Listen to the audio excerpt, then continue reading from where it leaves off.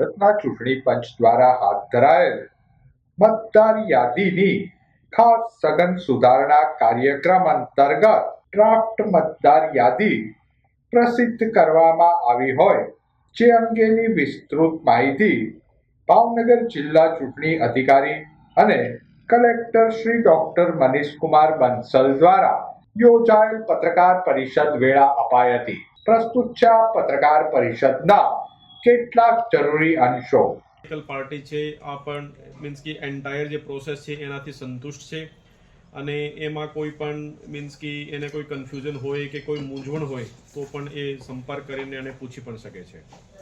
આપણે જે special intensive રિવિઝનની કામગીરી 4 નવેમ્બરથી ચાલી રહી હતી ભાવનગર જિલ્લામાં 7 વિધાનસભા વિસ્તારમાં. તો એમાં આપણે ખબર છે કે 14/12 સુધીમાં જે ઇન્યુમરેશન પીરિયડ હતો અને એના પછી આજે 19/12 રોજ જે ડ્રાફ્ટ ઇલેક્ટોરલ રોલ મુસદ્દા મતદાર યાદીની પ્રસિદ્ધિ થઈ ગઈ છે. આ જે મતદાર યાદી છે આ ડીઓ ભાવનગરની વેબસાઇટ ઉપર એટલે કે કલેક્ટર ભાવનગરની વેબસાઇટ ઉપર અવેલેબલ છે અને સીઈઓ ઉપર પણ મળી જશે. આગળ જે 19/12 થી લઈને 18/1/2026 એટલે કે એક મહિનાનું જે પીરિયડ છે હક દાવા અને વાંધા અરજી રજૂ કરવાનો છે. 19/12/2025 થી લઈને 10 આપણે ફરવરી 2026 નો જે ટાઈમ છે આ ઈઆરઓ માટે નોટિસ તબક્કો છે જેમાં નોટિસ ઇસ્યુ કરવાની, સુનાવણી, ચકાસણી અને જે નિર્ણય લેવાનું છે. અને છેલ્લે 17 ફરવરી 2026 મંગળવારના રોજ ફાઇનલ જે ઇલેક્ટોરલ રોલ છે, ફાઇનલ મતદાર યાદીની પ્રસિદ્ધિ થશે. આપણે ખબર છે કે ભાવનગર જિલ્લાની 7 વિધાનસભામાં ટોટલ મતદારો 18,66,937 હતા અને એમાં તમામ જે આપણે જે પ્રોસિજર કર્યું છે એમાં જે ડિજિટાઇઝેશનની કામગીરી છે આ 100% પૂર્ણ થઈ ગઈ છે.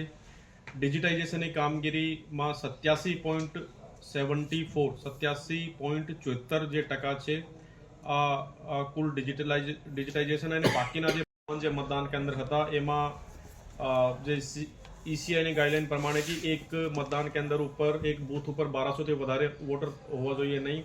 તો એના પ્રમાણે જે નવું સેટલ કર્યું છે એમાં ટોટલ 2143 ટોટલ મતદાન મથક આપણી 7 વિધાનસભામાં થયા છે. એની વિગતો પણ અમે પોલિટિકલ પાર્ટીને આપી દીધી છે. અને અત્યારે જે નોટિસનો જે તબક્કો છે એમાં પોતાના જે વાંધા રજૂ કરવાના છે. તો જે ઈસીઆઈ તરફથી 13 જે ડોક્યુમેન્ટની લિસ્ટ છે એમાંથી કોઈ પણ એક ડોક્યુમેન્ટ આપીને અને પોતાનું નામ નોંધાવવા માટે ઈઆરઓ ઓફિસમાં ફોર્મ 6 અને ડિક્લેરેશન ફોર્મ સાથે મીન્સ કે આવી શકે છે. તો એના આધારે ઈઆરઓ ફાઇનલ નિર્ણય કરશે અને એના નિર્ણય પછી જેમ કે હું કીધું કે 17/2/2026 રોજ અંતિમ મતદાર યાદી પ્રસિદ્ધ થશે.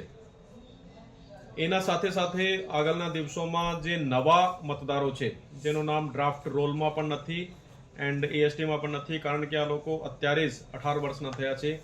આ લોકો પણ ફોર્મ 6 ભરીને ઈઆરઓ ઓફિસમાં આપી શકે છે. તો એમાં જે પ્રોસિજર કરવાનું હોય છે એમાં ટોટલ મતદારોની વાત કરીએ તો 2,28,956 છે.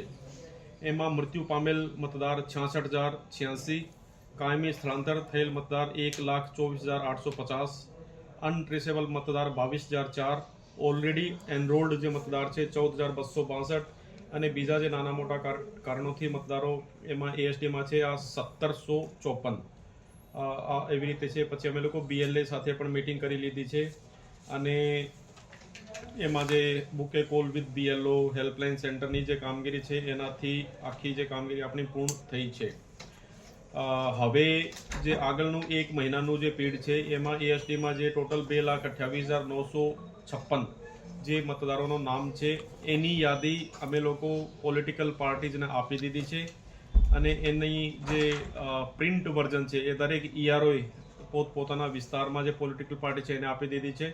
અને જિલ્લા સ્તર ઉપર 7 વિધાનસભાની જે ડ્રાફ્ટ ઇલેક્ટોરલ રોલ અને એએસટીની યાદી આજે અમે લોકો પોલિટિકલ પાર્ટીના પેનડ્રાઈવમાં આપી દીધી છે.